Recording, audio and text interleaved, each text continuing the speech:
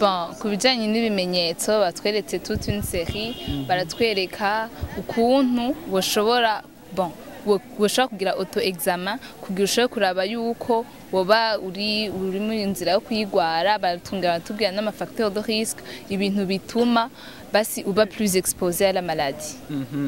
Hariyo liquide inhabituel iva mw'ibere batubwira yuko ibere ushobora kugira sorte de fossette bonga batubwira yuko ushobora kugira amarougeur canke bon basi usho kwibere.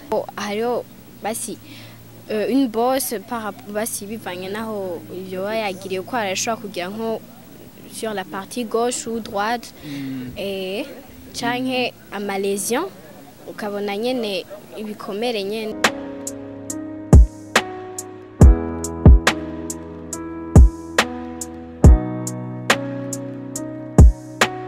Turashobora nyene kubiraba canke tugakoresha intoki tugapalpa nk'ubu bibonye hakiri kare niho ushobora kuyikingira.